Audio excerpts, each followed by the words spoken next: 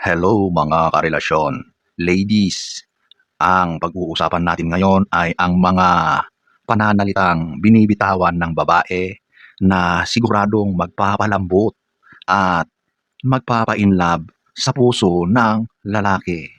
So ladies, kung gusto mong malaman ang mga ito, manood ka. So, diretso na tayo sa number 1. Ito yung alam ko pagod ka. Salamat sa lahat, mahal. Wow, napakasarap talagang pakinggan ang mga ganyan.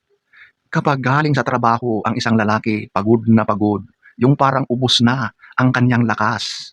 Tapos, sasalubungin mo ng ganyang mga pananalita mo.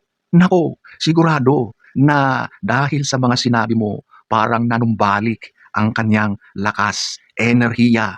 Nagkaroon ng adrenaline rush sa kanyang katawan nang dahil lang sa sinabi mo. Number 2, ito yung proud ako sa'yo. Alam nyo ang mga lalaki, madalas kulang na kulang talaga ang mga ito sa mga papuri, sa mga appreciation. Madalas pa nga yung mga panghuhusga, yung mga pangmamaliit sa mga ito.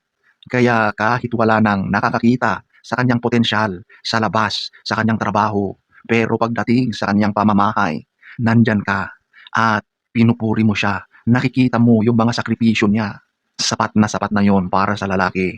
Number 3, mahal, puwede kang maging mahina sa harap ko.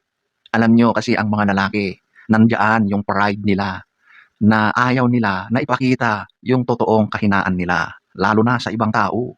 Siyempre gano'n din sa taong minamahal niya. Kaya kahit hirap na yan, kahit hindi na niya nakakayanan ang mga problema, ay pinipilit pa ring maging matatag. Pinipilit niyang ipakita na kayang-kaya ko yan. Kahit sa totoo at sa loob-loob niya ay durug na siya. Kaya kung ikaw na kanyang minamahal ay ipinapakita mo yung suporta mo, sobrang pasasalamat niya at nauunawaan mo siya. At siyempre, sobra siyang grateful kapag ganyan. Number 4, ito yung ang sarap yung pakiramdam na safe ako sa'yo. Alam nyo ladies, ang mga lalaki, natural na protective yan sa taong minamahal niya. Gagawin niya ang lahat para maprotektuhan niya ang mga taong minamahal niya. Ito yung mga pananalita na gustong-gusto niyang marinig. Bilang asawa, bilang padre de pamilya, gagawin niya talaga ang lahat-lahat para maibigay ang proteksyon sa kanyang minamahal. Number 5, I understand you deeply. Naiintindihan kita. Ito talaga yung isa sa gustong-gustong marinig ng lalaki. Kasi madalas sa isang relasyon, nandiyan yung hindi pagkakaintindihan, magkakaiba ng opinyon, paniniwala, at mga pag-iintindi sa mga bagay-bagay. Pero kapag nakikita ng lalaki na nauunawaan mo siya, na nakikita mo yung pinagdadaanan niya, sobrang tuwa ng lalaki. Kasi ramdam niya na naiintindihan mo yung pinanggagalingan niya. Number 6, kampante ako sa mga desisyon mo. Nagtitiwala ako. Alam nyo, sa isang relasyon, sa isang pamilya, ang leader talaga dyan is yung lalaki. Madalas ang mga desisyon ay nagtatapos din sa lalaki. At kapag nakikita ng lalaki na sinusuportahan mo o nagtitiwala ka sa kanyang mga desisyon, sobrang na-appreciate ng lalaki ang ganyan. Na ipinapaubaya mo sa kanya na i-lead ang direksyon ng inyong relasyon, ng inyong pamilya. Number 7, eto yung mahal, ang sarap ng yakap mo. Wow, 'di ba? Napaka-sweet. Alam niyo, ang mga ganitong simpleng paglalambing, napakalaki ng positive effect niyan sa taong nakakarinig, sa lalaki. Siyempre bilang lalaki, ibang pakiramdam ang mararamdaman niyan. So, sa mga ganitong mga sinasabi mo, nagiging invincible siya sa harap mo bilang isang lalaking nagmamahal. Number 9, mahal kita kahit sino ka man. Wow, parang pelikula lang pero alam niyo talaga, wala nang ibang salita ang mas may pinakamalaking epekto sa lalaki kundi ang marinig na mahal siya ng babaeng minamahal niya. At unconditionally pa.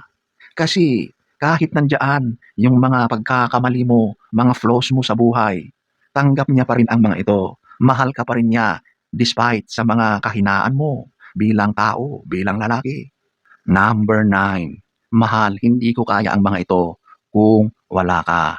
Para sa isang lalaki, yung pag-submit mo sa kanya, yung pagsabi mo ng ganito ay nagbibigay sa lalaki ng responsibilidad para proteksyonan, para tulungan ang babaeng kanyang minamahal.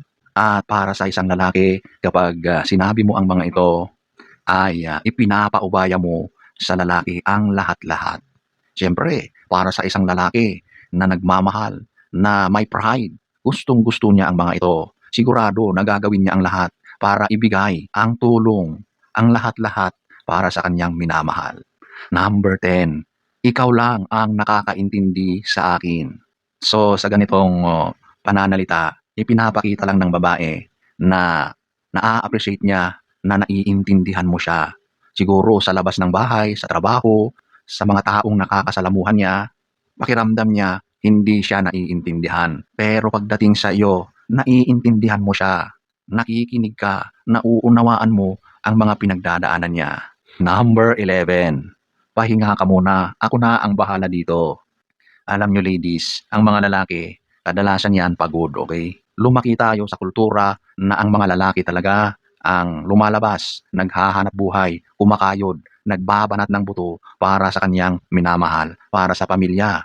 Kaya kapag ganyan ang mga sinasabi mo sa kanya, mahal, magpahinga ka muna, okay? Huwag kang mag-alala, kayang-kaya ko na ito. O di ba? Para sa isang lalaki, ang sarap-sarap pakinggan. Marerelax siya. Nararamdaman din niya na meron kang care sa kanya. At ang mga ito ay talaga namang nakaka-inlove sa lalaki.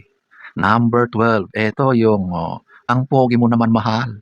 Alam niyo, isa na talaga ito sa mga magic words na gustong marinig ng lalaki, kahit sino pa man diyan, okey? Yung mga ganitong papuri, talagang uhaw ang lalaki sa ganyan, okey? Kahit naman alam niya na hindi talaga siya magandang lalaki, pero dahil ito ay galing sa iyo, naku, tuwang-tuwa na yan, okey? Sobrang masaya na yan. Maghapon na yan na nakangiti, inspiradong-inspirado na dahil lang sa pagsabi mo na ang pogi-pogi niya, oh, 'di ba? Number 13, gusto kitang kasama hanggang sa pagtanda. Napaka-sweet naman. Siyempre, ang mga ganito talagang magiging kampante ang saloobin ng lalaki dahil nakikita niya na ikaw na yung babaeng makakasama niya habang buhay, okay? Kaya ang mga pananalitang ganito ay nagbibigay ng safety net, ng guarantee para sa lalaking nagmamahal.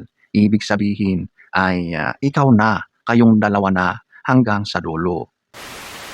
So ladies, iyan po ay ilan lamang sa napakaraming mga maaari mong sabihin sa lalaki na sobrang magpapa-inlove sa kanya sa'yo. So ladies, huwag kang maging madamot sa mga ganito. Kung ano yung nararamdaman mo para sa partner mo, sabihin mo. Ang mga lalaki, gustong-gusto nilang marinig ang saloobin ng babaeng minamahal niya.